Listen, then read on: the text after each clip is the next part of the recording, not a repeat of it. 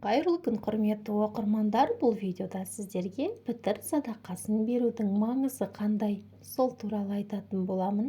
Жалпы пітір садақасын беру ол уәжіп болып есептеледі. Бұл садақа Рамазан айы кезінде кеткен кемшіліктеріңнен, жасаған қателіктеріңнен тазару мақсатында берілетін садақа түрі.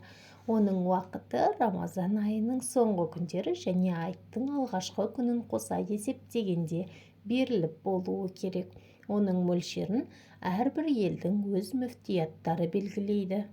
Пітір садақасы мен жалпы садақаның айырмашылығы бар.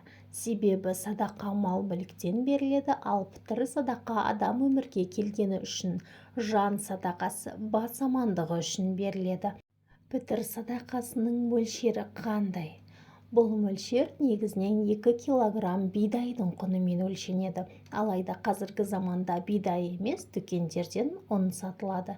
Ал біздің елдегі ең арзан ұнның құны 370 теңге мөлшерінде. Сондықтан да әр жыл сайын осы ұнның құнына байланысты пітір садақасының мөлшері де өзгеріп отырады. Негізі пітір садақасын мейізбен де немесе құрмамен де беруге болады. Пітір садақаны қайтқан кісінің атынан да беруге болады ма? Жоқ, бұл тек тірі пенделер үшін берілетін садақа. Пітір садақа кімдерге берілуі керек?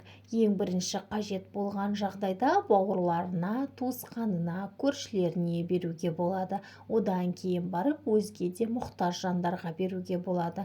Ал адам өзінің ата-анасына, әйеліне, баласына пітір садақа ретінде бермейді. Себебі ата-анасын, әйелін, бала-шағасын асырап бағу оның басты міндеті.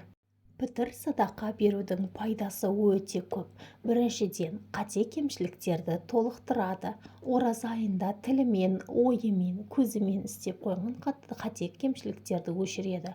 Осылайша оразада жасалған кейбір кемшіліктерден тазарып, ақыретте оразаның толық сауабын алуға пітір садақа себеп болады. Екіншіден, оразаның қабыл болуына септігін тигізеді. Адамның тұтқан оразасы жер мен көктің арасында асулы тұрады екен.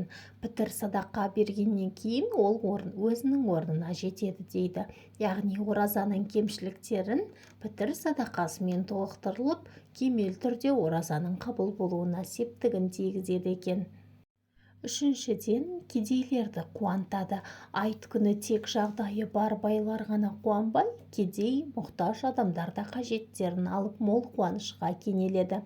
Сондықтан пітір садақасын беру арқылы кедейлердің мұң-мұқтажын өтеп, бұл күннің шындығында қуанышты күн екенін сезінеді.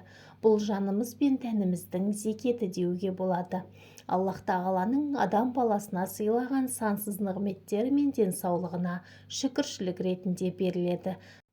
Сондықтан да пітір садақасы сәбилерге де, ораза тұтқан жандарға да, ораза тұтпаған жандарға да міндеттеледі.